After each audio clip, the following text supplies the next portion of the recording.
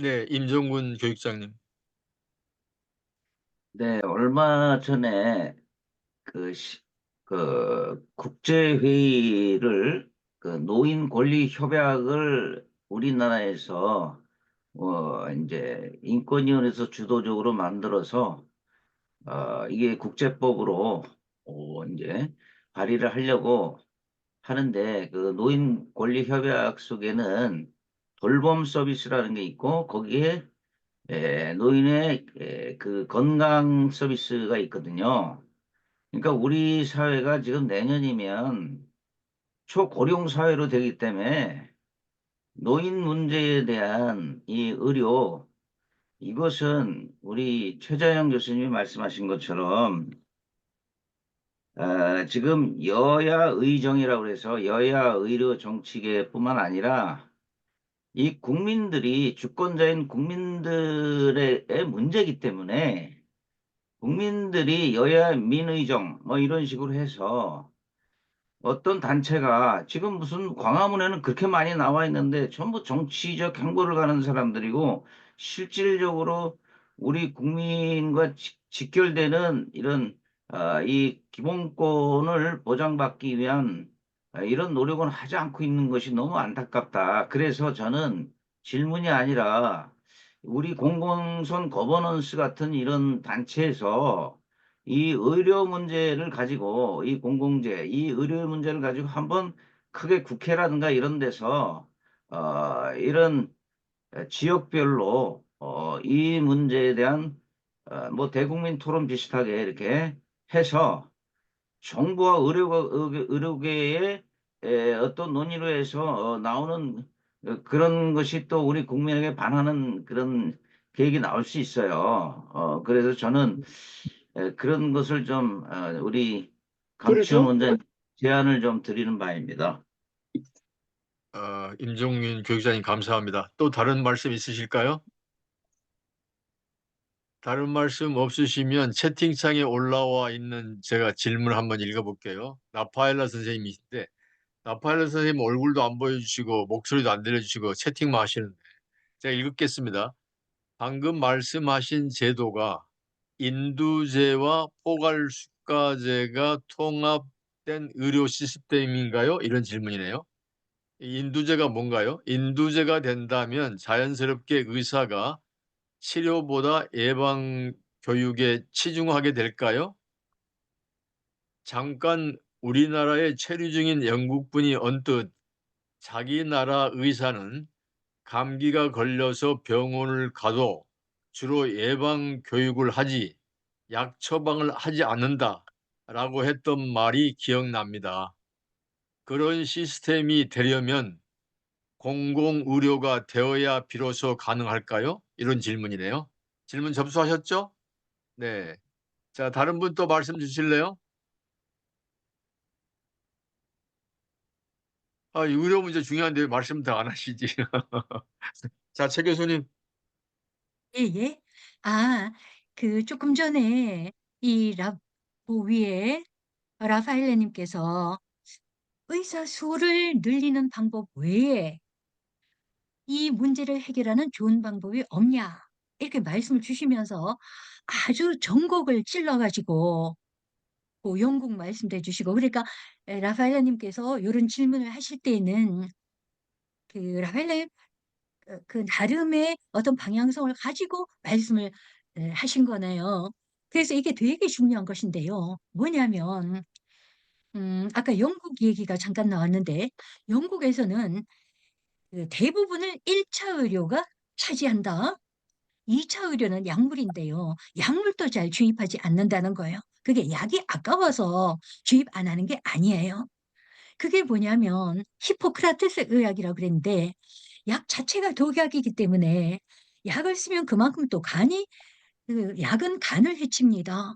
그러면 또 다른 병을 수반하는 거예요. 그래서 영국은 이 선진국이 이 히포크라테스 의학에 정통했기 때문에 이 몸을 대신 대로 다른 약이 욕이 좋으면 족이 나쁘고 하기 때문에 이런 걸 하지 않고 인체를 그대로 전체로 보존을 해서 자체 저항력을 키우는 거거든요.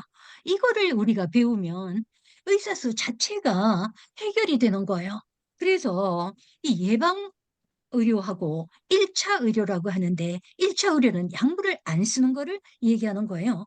요거를 잘 조합을 하면 의사수 걱정을 안 해도 되는 것이 뭐냐면 요게 금방 돌봄 서비스, 초고령 사회 이런 거하고도 연결이 되는데요. 뭐냐면 그 이러는 거죠. 일본의 예를 들면 너무 쉽게 이해가 가요. 일본의 OECD 평균에 우리나라가 의사 수가 2.4, 일본이 2.5예요. 그런데 우리나라는 의사 수가 막 부족하잖아요. 막 이렇게 뭐 필수 진료과에는 없고 지방에도 없고 이런 식인데 일본은 그렇게 난리를 치지 않아요. 일본의 인구가 우리보다 더 많죠. 일본의 인구가 국토도 더 많고. 그런데 이제 요게 2.4, 2.5는 인구 10만 명당인가? 뭐, 만 명당인가 모르겠다. 하여간 그래가지고, 이 의사 수는 비슷한데, 일본은 문제가 없다. 이유가 뭐냐? 일본은요, 개호 치료라는 게 있기 때문인데, 이 개호 치료는, 치료의 개념이 아니라, 바로 예방의학, 예방의학, 재택치료는 예방과 굉장히 밀접하게 관련이 되는데요. 말씀드렸듯이 이렇게 감기를 예방하라. 약물 치료하지 않고 방법을 가르쳐 줘요. 가서 그대로 하면 되는 거예요. 의사의 손이 필요가 없는 것이죠. 나이가 많은 초고령 간호가 필요할 때는 지원을 받아가시고 간호사 불러서 쓰면 되고요. 그 비인간적인 시설에 들어갈 필요가 없는 것입니다.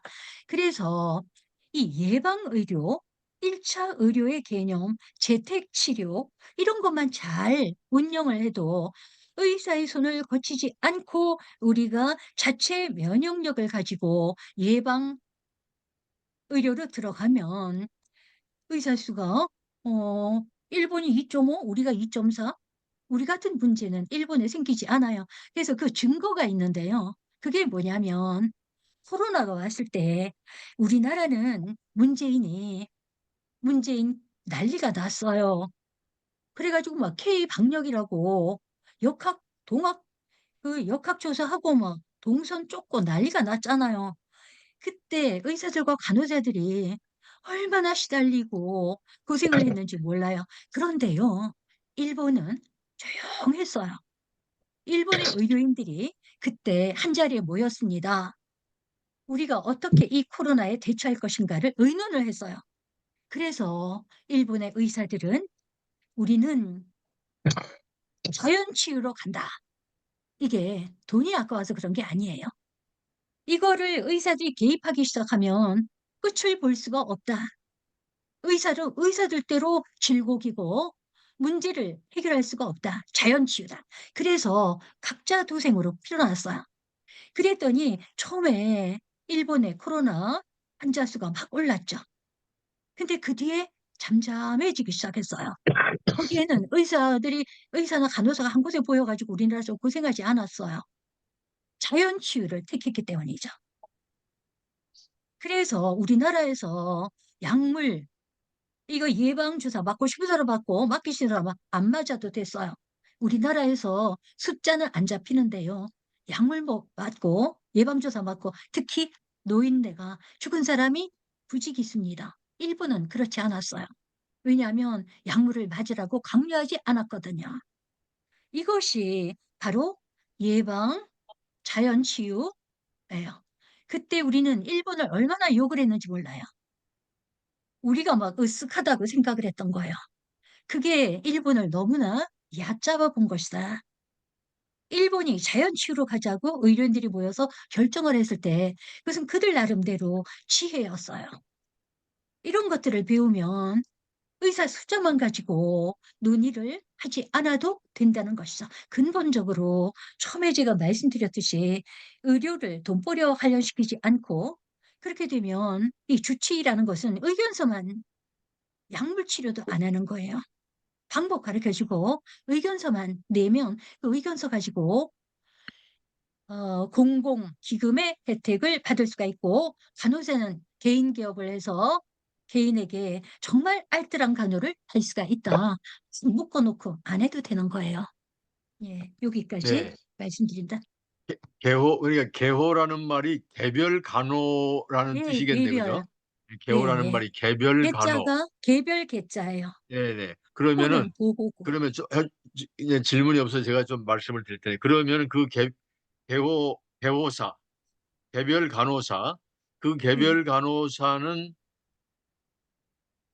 자기가 개인적으로 영업을 하는 겁니까? 영업한다는 말이 좀 곤란하지만, 자기가 개인적, 그렇죠. 자기가 그 영업의 주체가 되는 거예요. 그러니까 우리나라에는 간호사가 병원에 소속되지 않으면 안 되게 돼 있어요. 이거는 직업의 자유를 침해하는 거라고 그랬죠.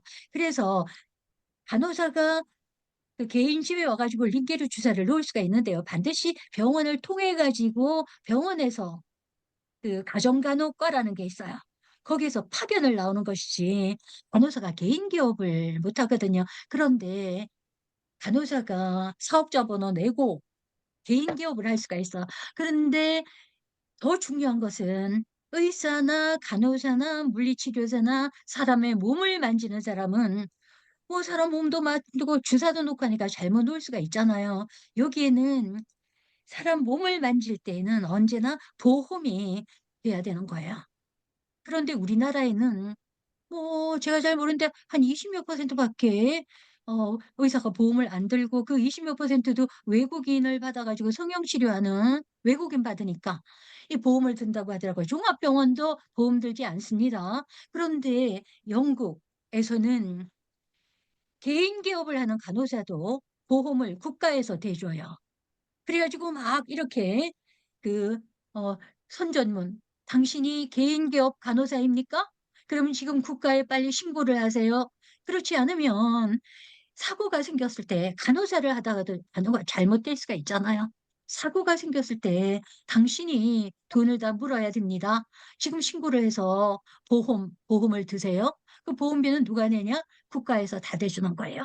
그러니 사람 몸을 만지는 이 업종은 반드시 책임 보험을 들지 않으면 안 된다는 것인데요. 우리나라는 종합병원도 간호사는 물론이고 의사들이 보험을 들지 않아요. 그럼 어떻게 되냐? 의료사고 생기면 거짓말하기 시작하는 것이죠. 옛날에 네, 자동차 보험 없을 때와 똑같다. 이렇게 생각하면 됩니다. 그러니까 하나부터 열까지 양심적으로 이 의료가 움직이는 게 아닌 것이죠. 그래서 그 음, 의사들은 어디 뒤에 숨냐면은 아까 말씀드렸듯이 이명박이 만든 의료조정 중재원 뒤에 몸을 숨기고 있다. 환자들만 질곡에 빠지는 것이죠. 네, 의료인들도 예, 그 마음이 편치 않죠. 음, 맨날 환자한테 시달려야 되니까. 네, 네, 왜 환자에게 시달리냐? 보험회사에 넘기지. 보험회사가 돈이 많이 들어가요. 그러면 독일 같은 데서는 2개 주 정도, 3개 주 정도 합쳐서 의료인들이 보험회사 돈 안 주려고 공제조합을 만듭니다. 의료인 자체에. 그러니까 보험회사가 엄청 돈이 많이 드니까 거기에 돈 안 뺏기려고 의료인 자체가 공제조합을 만들어서 사고가 생기면 의사는 빠지고 공제조합에서 환자하고 딜을 하는 것이죠. 의사는 맘 놓고 진료를 할 수가 있어요. 네, 감사합니다. 자, 또 다른 질문 있으실까요? 어, 네, 김정우 선생님. 네, 예, 예.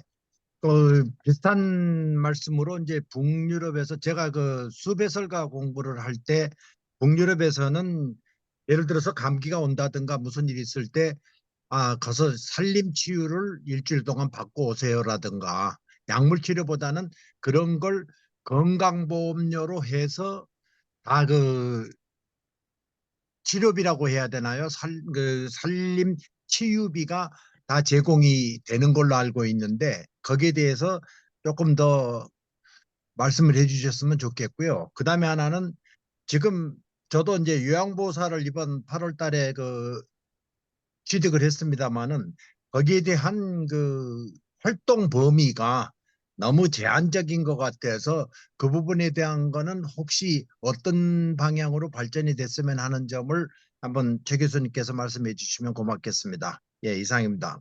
요양보호사, 예, 요양보호사. 네네. 예. 자, 요양보호사, 우리나라 의료와 요양보호사, 우리 최자연 교수님 한 말씀 주셔야 되겠네요. 자, 다른 분 있으시면 한 번만 더 질문 받을까요? 조영상 교육자님 한 번 질문 하나 하실까요?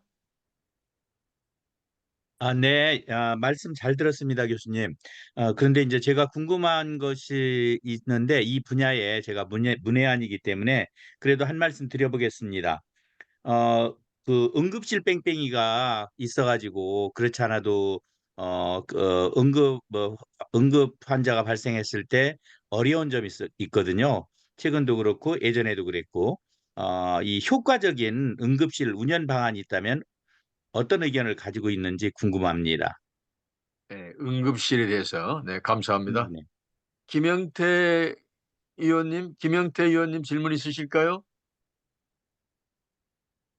저기 어, 처음 들어와서 저는 오늘 그냥 지켜보려고만 했는데 아까 저기 교수님께서 일본의 경우 코로나 때 그 어쨌든 그 약물 치료를 최대한 적게 해서 오히려 그건 다 빛과 그림자가 있을 것 같아요. 만약 우리도 오히려 어떻게 보면 약물 치료했기 때문에 또 안 돌아가신 분도 있을 것 같고요. 말씀하신 대로 정말 약물 치료했다가 저희 친척 가운데서도 코로나 걸렸는데 어쨌든 코로나 때문에 그 이후에 엄청난 질병이 오히려 병이 커져가지고 결국은 돌아가셨거든요. 그래서 이게 참 우리 일반인들이 보기에는 어떤 게 옳은 건지 참 그런 부분이 정말 바로 병원에 가서 약물 치료를 하고 병원 치료를 받는 게 좋은 건지 아니면 말씀하신 대로 가급적 어, 그런 약이나 약을 안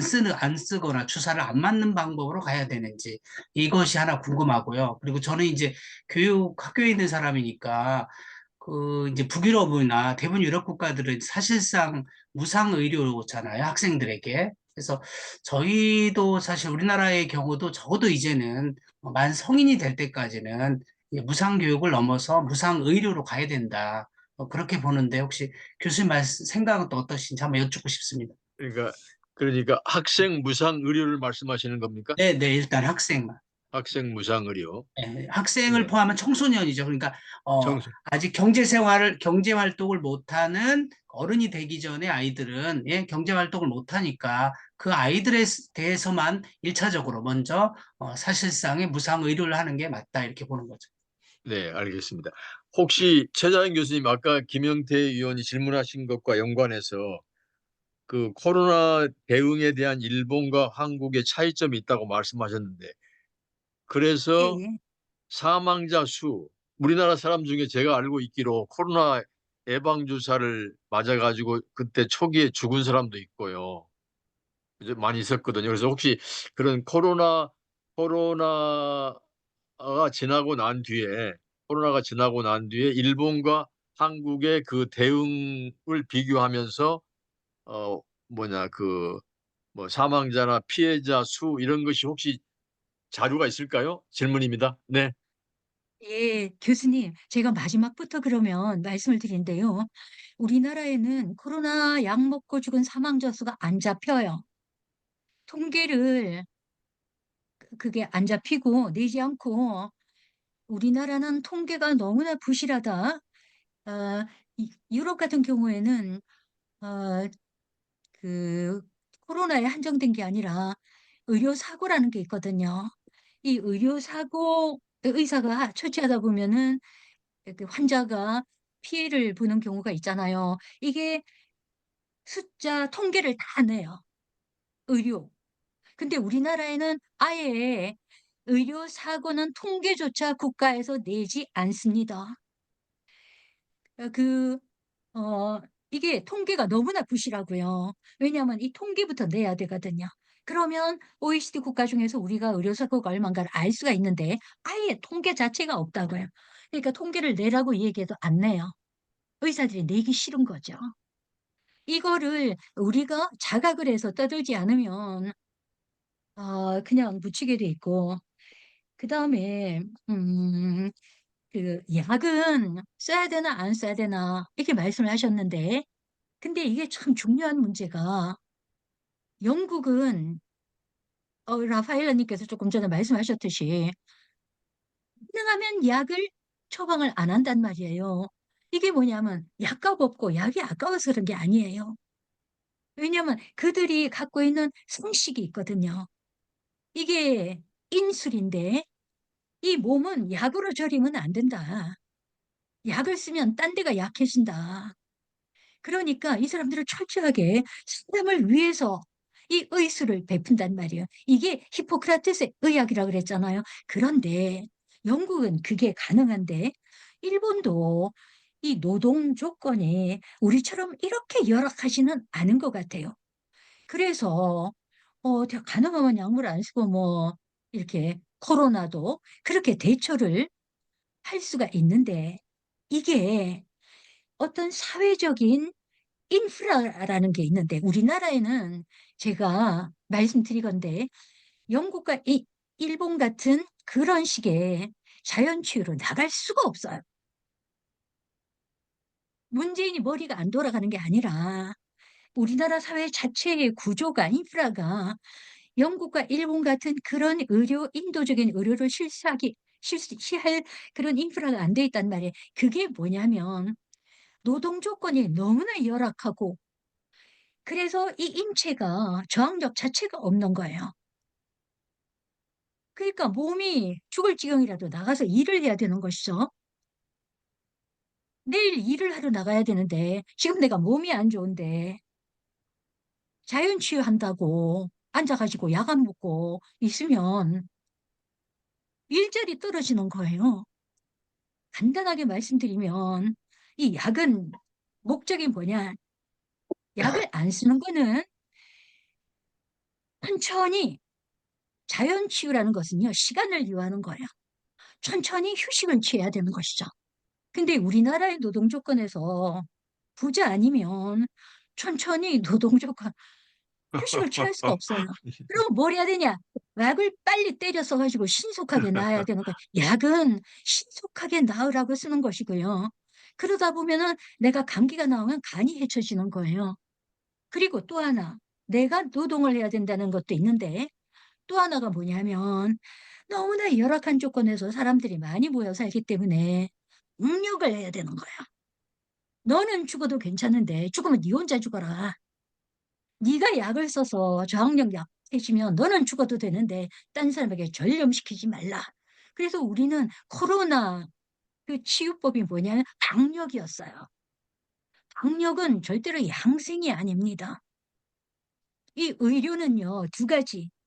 하나는 양생. 이게 몸을 보호해 주는 거예요.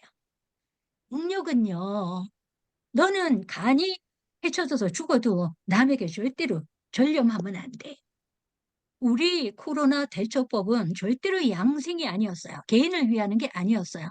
집단을 위하는 거였죠. 그게 방역이거든요. 코로나 방역이지 절대로 코로나 양생이라는 말을 쓰지 않아요. 근데 코로나 뭐라고요? 일본과 다시 한번 코로나 방역과 뭐라고요? 코로나 방역과 또 방역은 전염을 막는다. 네네. 딴 사람에게 전염되지 않도록 한다는 거예요. 내가 약을 먹고 간이 나빠져도 그거는 네 문제지.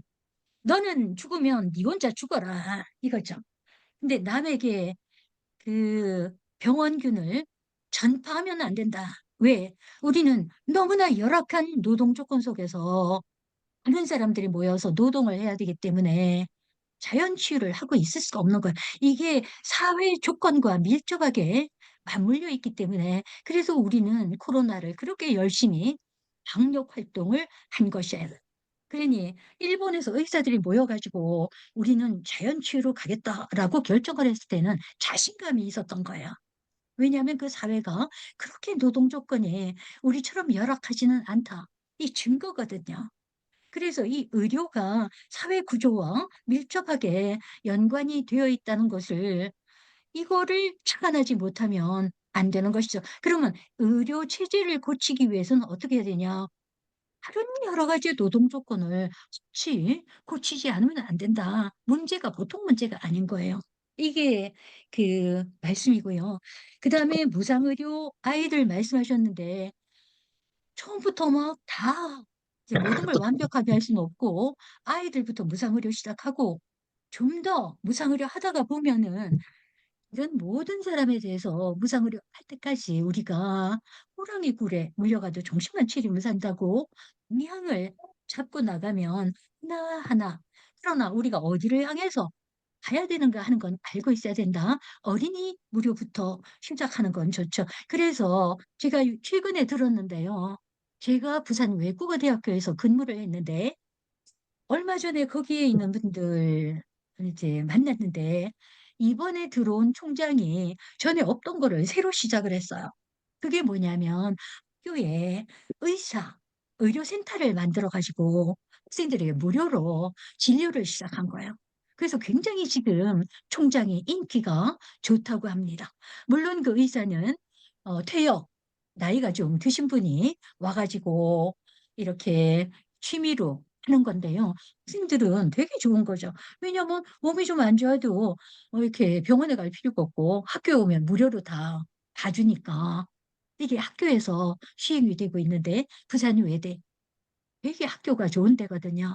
제가 거기에 평생을 시간 강사하다가 한 5, 6년 교수하고 나왔는데 돈 안 주고 들어갔어요.